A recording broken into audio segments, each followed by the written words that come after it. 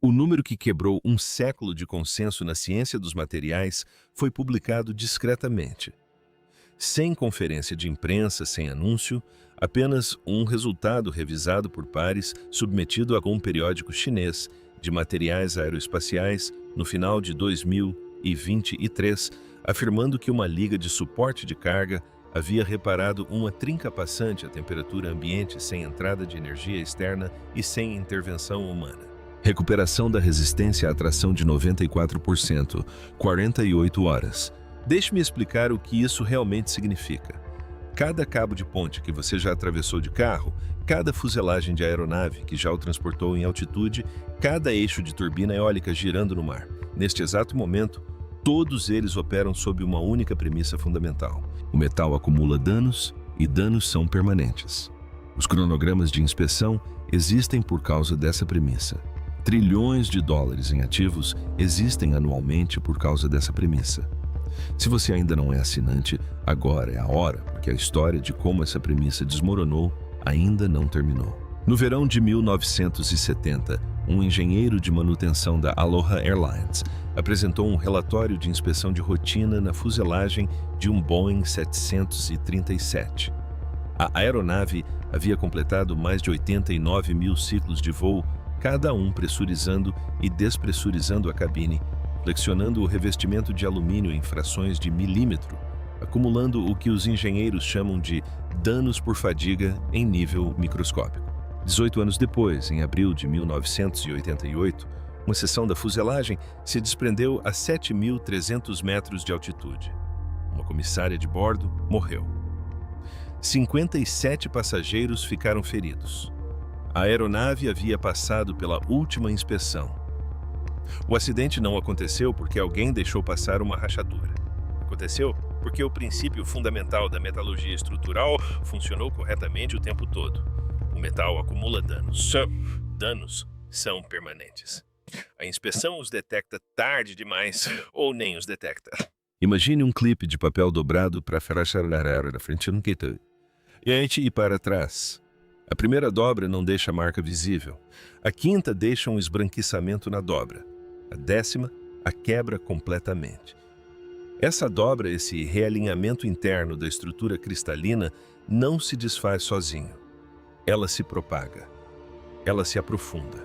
E em um componente metálico estrutural, a propagação termina de uma das duas maneiras a seguir: substituição controlada antes da falha ou da própria falha.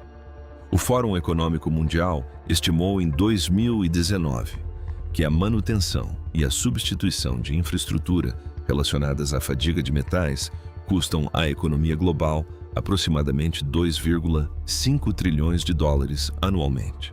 Esse valor abrange regimes de inspeção de pontes, cronogramas de desativação de componentes de aeronaves, ciclos de substituição de trilhos e auditorias estruturais de plataformas offshore. Não inclui o custo de falhas que passam despercebidas.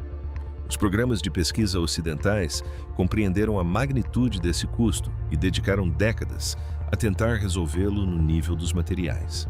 O Programa de Materiais Estruturais Adaptativos da DARPA teve duração de 7 anos.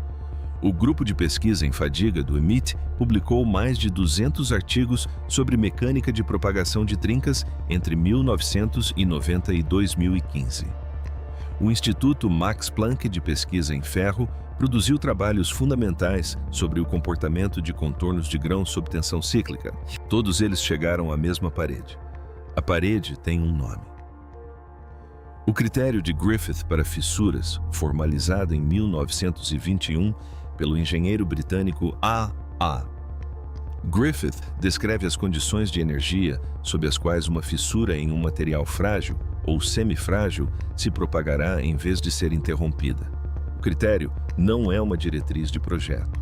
É uma afirmação termodinâmica. Para que uma fissura se feche e se religue, os átomos nas faces da fissura precisariam retornar às suas posições originais na rede cristalina, com precisão suficiente para restabelecer a ligação metálica. Isso requer calor extremo que destrói as propriedades estruturais que se está tentando preservar, ou pressão mecânica, aplicada em uma escala que nenhuma condição de carregamento do mundo real proporciona naturalmente. A temperatura ambiente e sob condições normais de funcionamento, o critério indica que a trinca se propaga para a frente, não para trás. Todas as principais instituições de pesquisa de materiais do mundo aceitaram esse veredicto. A solução consensual não era o reparo, mas sim o gerenciamento caminhos de carga, redundantes margens de segurança conservadoras e substituição programada antes que a trinca atingisse o comprimento crítico. Gerencie a falha, nunca a reverta. A questão que nenhum programa ocidental sério se propôs a abordar foi se uma composição específica de liga poderia tornar o próprio critério de Griffith condicional. Se a barreira termodinâmica era uma parede fixa ou um limiar que se movia com o material. O primeiro resultado anômalo surgiu em 2013. Uma equipe da Universidade Beihang, Universidade de Aeronáutica e Astronáutica de Pequim, publicou um artigo em um periódico chinês de materiais relatando um comportamento de autorreparo parcial em uma liga de níquel-titânio com memória de forma sob ciclos de fadiga controlados. O valor relatado foi modesto, 67% de recuperação da coesão original na ponta da trinca após 72 horas a 22 graus Celsius. As condições eram específicas. O resultado era real. A resposta internacional foi uniforme. 3 comitês de revisão por pares em periódicos ocidentais sinalizaram o resultado como provavelmente um artefato. A objeção mais comum foi a resolução da medição. A microscopia eletrônica na escala necessária para confirmar a religação atômica, argumentaram. Os revisores não era suficientemente precisa para descartar o ruído de imagem. Um cientista de materiais do Imperial College London, escrevendo em um comentário publicado, usou a palavra contaminação 2 vezes. O subtexto era claro. O resultado era interessante, mas a metodologia não era suficientemente rigorosa para ser levada a sério. Disseram a mesma coisa sobre Dan Shechtman em 1982. Todos sabemos como isso terminou. As imagens de difração de elétrons de Shechtman mostraram uma estrutura cristalina com simetria quíntupla, uma impossibilidade matemática sob qualquer modelo aceito de organização atômica. Seu chefe de departamento no Instituto Nacional de Padrões e Tecnologia NIST disse-lhe para reexaminar seus dados. Linus Pauling, 2 vezes laureado com o Prêmio Nobel, classificou o resultado como um absurdo em um artigo. Shechtman foi convidado a deixar seu grupo de pesquisa. Em 2011, ele recebeu o Prêmio Nobel de Química pela descoberta dos quasicristais. A rejeição foi uma tentativa do establishment de proteger um consenso de que as evidências já haviam sido refutadas. A equipe de Beihang não retirou seu artigo. Eles refinaram o protocolo, reforçaram o controle da composição e repetiram o experimento. O segundo resultado, publicado internamente em 2015 e confirmado em um artigo subsequente em 2017, mostrou uma recuperação de 81% da resistência à tração em uma composição de liga modificada sob as mesmas condições de ciclagem à temperatura ambiente. Não 67%, mas 81%. A melhoria não foi marginal, foi significativa. Os números estavam indo na direção oposta à dos céticos. O que a comunidade internacional não sabia era a dimensão do que havia sido reunido por trás daquele modesto resultado publicado.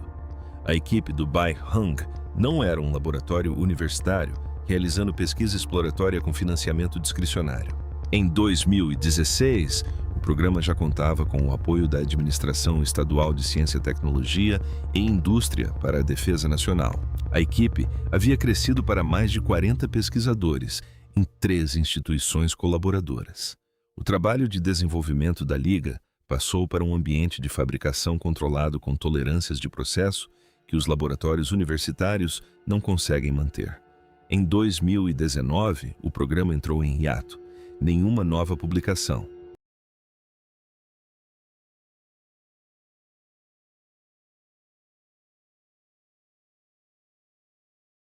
Sem apresentações em conferências, sem artigos em coautoria com parceiros internacionais. Na ciência dos materiais, quando um programa financiado pelo Estado chinês deixa de publicar raramente, é porque os resultados deixaram de ser interessantes. Todas as tentativas anteriores de incorporar propriedades de autorreparação em metais estruturais partiram da mesma premissa: encontrar uma maneira de fornecer energia suficiente ao local da fissura para forçar a religação atômica, incorporar microcápsulas de agente de cura na matriz e aplicar campos eletromagnéticos localizados. Utilizam-se elementos de aquecimento resistivo integrados à estrutura. As abordagens variaram. A premissa não. É preciso energia interna. Aplica-se energia externamente. A fissura se fecha. Nenhuma delas funcionou em escala estrutural. As cápsulas romperam-se em condições inadequadas. Os campos eletromagnéticos exigiam uma infraestrutura de energia incompatível com os componentes implantados. Os elementos de aquecimento introduziram concentrações de tensão que aceleraram a própria fadiga e deveriam impedir. Todas as abordagens trataram o metal como um substrato passivo que precisava de uma intervenção externa para fazer algo que não conseguia fazer sozinho. A descoberta de Beihang reverteu completamente essa premissa. E o mecanismo, quando finalmente publicado na íntegra em um artigo de 2022 em um periódico internacional, estava oculto em um processo que os metalurgistas estudavam há 60 anos, sem reconhecer seu potencial de reparo. Eis a analogia que torna isso concreto. Um pneu pneumático autovedante funciona porque a pressão do furo, o mesmo evento mecânico que abre o orifício, impulsiona o material selante para dentro da abertura. O dano e o reparo não são eventos separados. Trata-se do mesmo evento experimentado simultaneamente por duas camadas de materiais diferentes. A equipe de Beihang descobriu que uma classe específica de ligas de níquel-titânio se comporta da mesma maneira em escala atômica. O artigo de 2022 relatou uma recuperação total da resistência. A atração de 94% em uma liga com composição de 50,2% atômico de níquel após 48 horas a 20 graus Celsius sob pressão ambiente. O protocolo de medição utilizou difração de raios X de síncrotron, realizada na instalação de radiação de síncrotron de Pequim, confirmando a religação em nível de grão. E não apenas o fechamento da superfície. Isso não é contenção de trincas. Isso não é mitigação de danos.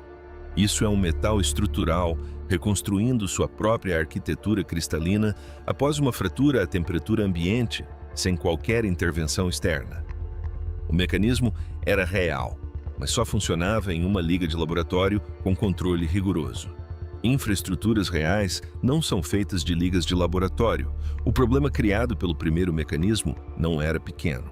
A transformação martensítica induzida por tensão é desencadeada por estresse mecânico. É precisamente isso que a torna útil como mecanismo de reparo. E é precisamente isso que a torna perigosa como material de engenharia. Um componente estrutural em serviço real não é submetido a ciclos de fadiga controlados em laboratório. Está sujeito a carregamento multidirecional variável contínuo.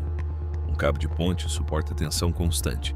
Um atuador de aeronave experimenta milhares de eventos de microestresse por hora de voo. O eixo de uma turbina eólica opera sob torque oscilante por 20 anos, sem substituição programada. Nessas condições, um material que ativa uma transformação de fase em resposta à tensão não espera que uma trinca se forme para começar a se transformar. Ele se transforma continuamente. E a transformação martensítica contínua em um componente estrutural não produz cura. Ela produz instabilidade dimensional, variação imprevisível de rigidez e fadiga, acelerada por uma via de falha completamente diferente daquela que você estava tentando evitar. A aparente contradição era clara e evidente. É necessário o estresse para desencadear o reparo. A tensão também é o que destrói o componente. Quanto mais exigente o ambiente de serviço, mais agressivamente o mecanismo de reparo se ativa e mais agressivamente ele desestabiliza a estrutura que deveria proteger. A solução da equipe Beihang não foi separar os ciclos de dano e reparo, foi projetar uma composição de liga na qual ambos os processos ocorrem simultaneamente em regiões espacialmente distintas da microestrutura. E onde a energia liberada pela propagação da trinca em uma camada de contorno de grão É a energia precisa necessária para impulsionar a transformação martensítica na camada adjacente. A analogia funcional é uma arquitetura imunológica de dupla camada. A camada externa sustenta a ferida. A camada interna lê a ferida e responde a ela. Elas não interferem uma com a outra porque estão sintonizadas com diferentes limiares de amplitude de tensão. O evento de propagação excede o limiar da camada danificada. O campo de tensão residual da propagação fica dentro da janela de ativação da camada de reparo, mesmo evento de estresse. Duas respostas materiais diferentes espacialmente separadas por um gradiente de composição projetado em escala nanométrica. A faixa de composição específica que possibilita esse trabalho situa-se entre 49,6 e 50,9% atômico de níquel, com um dopante de cobre entre 0,3 e 0,7% atômico. Isso amplia a faixa de temperatura de ativação e suprime transformações indesejadas fora da faixa de amplitude de tensão-alvo. Fora dessa faixa, o comportamento de dupla camada entra em colapso. A liga se regenera indiscriminadamente ou não se regenera de forma alguma.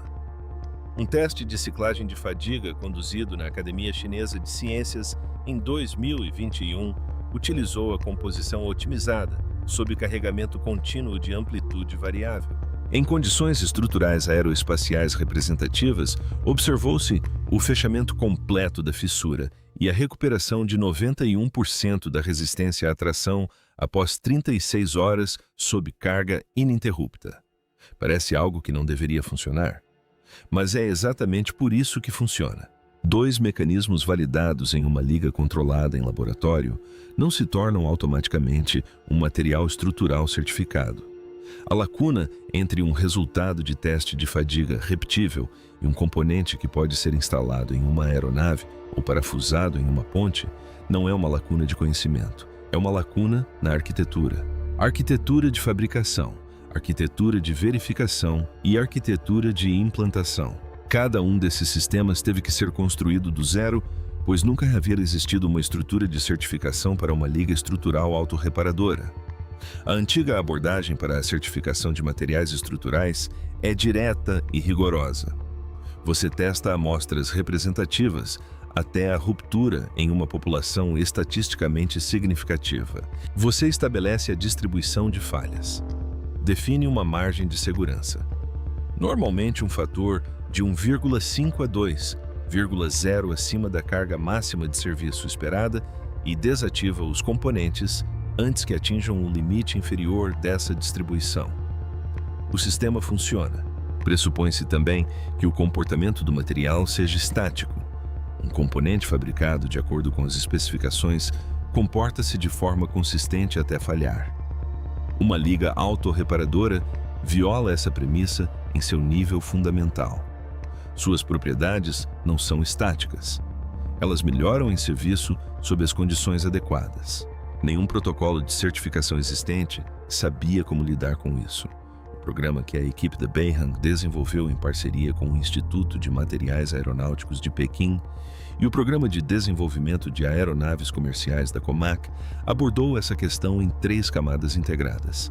A primeira camada foi o controle do processo de fabricação. Atingir a faixa de 49,6 a 50,9% atômico de níquel com uniformidade de dopagem de cobre em um lingote em escala de produção exige um protocolo de fusão por indução a vácuo com feedback de composição em tempo real. Um processo que o programa desenvolveu e patenteou entre 2018 e 2021. As tolerâncias de fundição convencionais são uma ordem de grandeza muito grosseiras.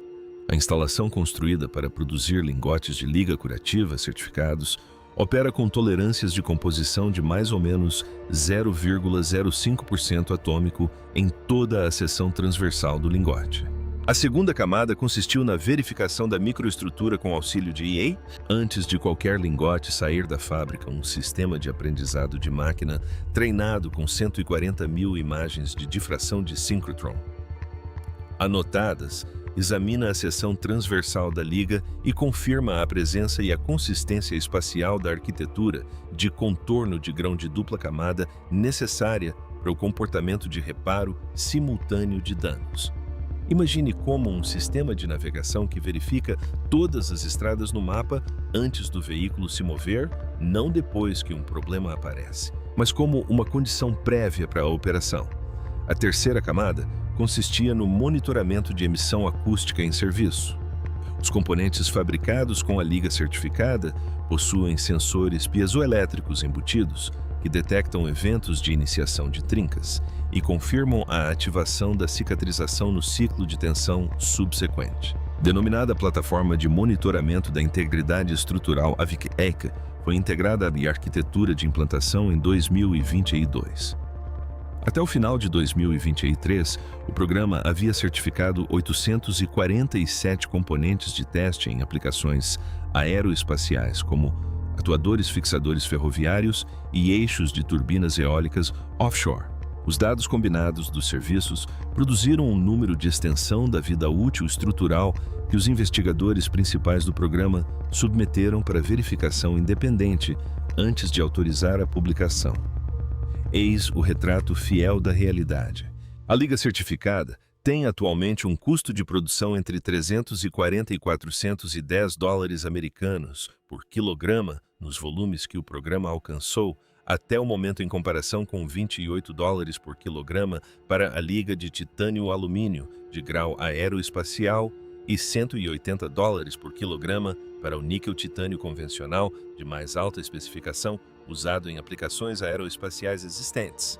O comportamento de autorreparação degrada-se consideravelmente acima de 180 graus Celsius, o que exclui a aplicação direta em seções quentes de turbinas e estruturas de exaustão de alta temperatura sem um sistema de revestimento de barreira que ainda não tenha sido certificado. E a precisão composicional necessária para um comportamento consistente da dupla camada significa que a transferência do processo por um fabricante terceirizado, sem licença, e o protocolo específico de indução a vácuo não são praticamente alcançáveis apenas com uma amostra do material. Quem disser que este produto é um substituto direto para ligas estruturais convencionais nos próximos 5 anos não está lendo os dados de certificação com atenção. Vejamos o que os dados de certificação realmente dizem. A verificação independente realizada pelo organismo alemão de testes de materiais aeroespaciais. Material Proofing. Onstad Stuttgart. Ao abrigo de um acordo bilateral de pesquisa, confirmou um aumento médio de 4,3 vezes na vida útil a fadiga dos 847 componentes de testes certificados em relação à liga de titânio de grau aeroespacial de referência, e não um aumento de 4,3%. 4,3 vezes mais longo. Esse valor se manteve consistente nos 3 setores de aplicação: atuador aeroespacial, fixador de trilhos e eixo de turbina eólica offshore, com um desvio padrão suficientemente estreito para ser considerado um resultado de fabricação e não apenas uma faixa estatística. Traduzindo isso para termos de infraestrutura, um cabo de ponte com uma vida útil projetada convencional de 25 anos, antes da substituição obrigatória, atinge 107 anos, sob condições de carga equivalentes utilizando a liga certificada. O eixo principal de uma turbina eólica projetado para 20 anos de vida útil estende-se a 86 anos. Um atuador estrutural de aeronave com um cronograma de aposentadoria de 15.000 ciclos atinge 64.500 ciclos antes de atingir o mesmo limite de probabilidade de falha. Os regimes de inspeção, a logística de substituição e as estruturas de custos de manutenção construídos em torno dessas vidas úteis originais são todos calculados com base na premissa de que essa liga se torna obsoleta. Testes não destrutivos de componentes implantados utilizando tomografia computadorizada confirmaram a cicatrização da estrutura granular em 94% dos componentes que apresentaram eventos de iniciação de trincas durante o período de monitoramento. A cicatrização não foi teórica. Isso era visível na seção transversal do material de componentes que haviam estado em serviço real sob cargas reais. A segunda cifra, referente à escala de adoção projetada apenas para a infraestrutura ferroviária e aeroespacial chinesa, segundo a modelagem interna do programa, estima uma redução anual nos custos de manutenção de 180 bilhões de yuans, aproximadamente 25 bilhões de dólares americanos, em comparação com a linha de base do ciclo de substituição atual. A China acaba de desenvolver um metal que se autorregenera. Essa frase agora é um fato comprovado pela ciência dos materiais, não apenas uma manchete. O custo global da manutenção da infraestrutura atribuível à fadiga dos metais não é uma abstração. A previsão de infraestrutura da OCDE para 2022 estimou que somente os países do G20 enfrentarão 6,9 trilhões de dólares americanos em manutenção estrutural, adiada na próxima década, com a degradação por fadiga do metal identificada como o principal fator em pontes, ferrovias e energia offshore. Esse valor não inclui o Sudeste Asiático, a África subsaariana ou a América Latina, onde a expansão da infraestrutura pode estar se acelerando mais rapidamente e onde a economia do ciclo de substituição é mais onerosa. Os países que acompanham de perto o resultado da certificação de Pequim não são aqueles com os programas aeroespaciais mais avançados. São aqueles com a menor margem para absorver a substituição de cabos de pontes em 25 anos. Vale a pena esclarecer o que a adoção realmente exige, pois não é o que a maioria das discussões sobre transferência de tecnologia pressupõe. Uma patente de composição não é suficiente. Uma amostra da liga certificada não é suficiente. O que produz um comportamento consistente de cura em dupla camada é o protocolo de indução a vácuo, o sistema de feedback de composição em tempo real, o controle de qualidade da microestrutura verificado por IA e a integração do monitoramento de emissão acústica, montados como uma única arquitetura certificada de fabricação e implantação. Não é possível fazer engenharia reversa da arquitetura a partir do produto final. Você licencia o processo, constrói a instalação de acordo com as tolerâncias, treina os operadores e integra a camada de verificação. Trata-se de um programa de 5 a 7 anos, em condições favoráveis, supondo que a documentação do processo esteja disponível para transferência. Atualmente, não está disponível para transferência. Respostas institucionais ocidentais específicas foram medidas. A Divisão de Tecnologia de Materiais da Agência Espacial Europeia reconheceu os dados publicados sobre a vida útil à fadiga em um boletim de pesquisa de 2023 e os sinalizou para avaliação independente adicional. O grupo de materiais avançados da Airbus não emitiu nenhuma declaração pública.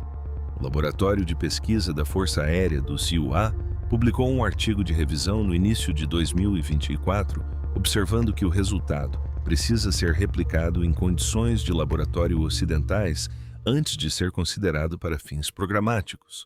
Essas observações não descartam a possibilidade de replicação. Trata-se da linguagem institucional de organizações que ainda não decidiram se devem encarar isso como uma ameaça competitiva ou uma oportunidade de aquisição. A indústria naval japonesa fez o mesmo cálculo em relação à capacidade coreana em 1970. Naquele ano, a Coreia detinha menos de 3% da tonelagem global da construção naval. Em 1999, esse número chegou a 41%. A indústria japonesa teve 29 anos de sinais e só se reestruturou depois que o mercado já havia se movimentado. Se você chegou até aqui agora, entende mais sobre metais autorreparáveis do que a maioria das pessoas que trabalham com ciência dos materiais. Isso não é pouca coisa. A história de como um consenso metalúrgico centenário desmoronou não é simples. Exigiu a compreensão da física por trás da falha do metal do mecanismo específico, que torna a recuperação possível da arquitetura de engenharia que a possibilitou e do contexto geopolítico que explica por que isso aconteceu onde aconteceu e em outros lugares. Eis a síntese em linguagem simples. O teto não caiu porque alguém encontrou mais energia para investir no problema. Ele caiu porque um programa de pesquisa descobriu a faixa composicional precisa, onde o mesmo evento de tensão que danifica um metal também o repara, onde o dano e a resposta imunológica não são processos separados, mas o mesmo processo experimentado por duas camadas espacialmente distintas do mesmo material. Isso não é uma melhoria incremental em relação ao que existia antes. Trata-se de uma categoria diferente de comportamento do material. Implicação é direta. Todos os sistemas de infraestrutura física na Terra que são atualmente construídos com base na premissa de que o metal acumula danos permanentemente, todos os cronogramas de substituição de pontes, todos os ciclos de aposentadoria de aeronaves, todos os intervalos de revisão de turbinas eólicas, agora têm uma alternativa baseada na ciência dos materiais. Não é uma hipótese, é uma certificação comprovada. Com 847 componentes de teste implantados e um multiplicador de vida útil à fadiga de 4,3 verificado de forma independente. Continuaremos acompanhando a história, pois o processo de certificação para ligas autorreparadoras de grau aeroespacial ainda não está concluído. O próximo marco é a certificação do revestimento de barreira da seção quente. E se esse resultado estiver de acordo com as previsões dos dados internos do programa, a zona de exclusão de temperatura, que atualmente limita esse material, se estreita significativamente. Quando isso acontece, o modelo de custos para todo um setor se altera. Inscreva-se e ative o sino de notificações, porque este canal existe para contar esse tipo de história antes que ela chegue à grande mídia. Agora, quero que vocês respondam nos comentários. Vocês acham que os metais autorreparáveis atingirão a paridade de custos com as ligas estruturais convencionais na próxima década?